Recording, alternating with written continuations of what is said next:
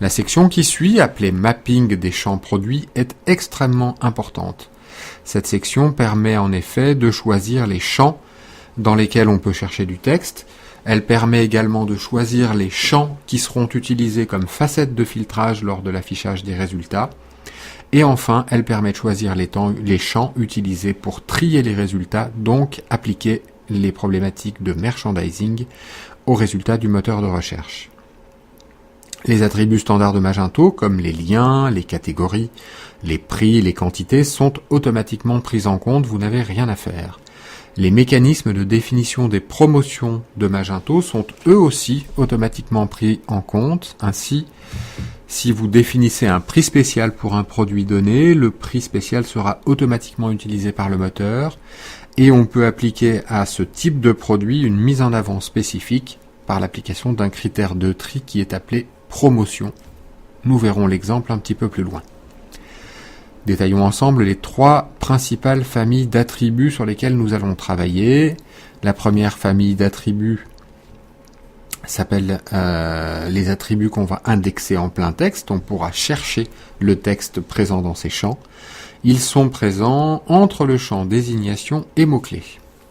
La deuxième famille, ce qu'on appelle les attributs de merchandising, sont les 3 attributs booléens suivants, nouveauté, top des ventes et mise en avant. Vous pourrez les utiliser directement pour organiser automatiquement votre page de résultats par défaut. Ces attributs sont également utilisés par l'autocomplétion de produits, que nous découvrirons plus bas, pour présenter à l'internaute les produits qui portent en priorité le plus d'attributs de merchandising. Leur utilisation n'est pas obligatoire, elle est simplement fortement recommandée dans la mesure où ces informations sont présentes dans votre catalogue, c'est-à-dire qu'elles existent. La troisième famille d'attributs représente les attributs produits, qui comprennent les attributs génériques, la couleur, la matière, etc., qui sont automatiquement découverts, ou à renseigner d'ailleurs s'ils ne sont pas découverts. Ces attributs deviendront des facettes. On a également les attributs spécifiques à certaines familles de produits qui sont des facettes additionnelles. Le tableau, par exemple, autre code produit, est très utile si vos produits portent plus d'un code comme un EAN, par exemple un code fournisseur, un code fabricant, une référence catalogue, etc.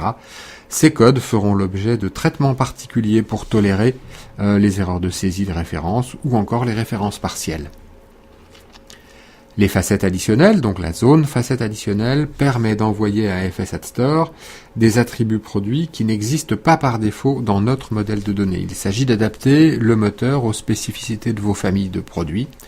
Une facette additionnelle, c'est un filtre qui apparaîtra lors de l'affichage de la page de résultats, mais uniquement si des produits qui portent cette facette-là sont présents parmi les résultats.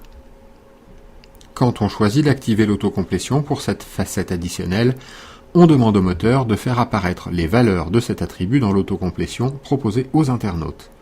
L'effet est immédiat, comme vous pouvez en juger. Si j'active l'attribut occasion dans ma configuration de facette additionnelle, alors immédiatement la section occasion apparaît dans l'ACP du site. Ceci n'est cependant vrai qu'après avoir renvoyé les données mises à jour vers AFS App Store, bien sûr.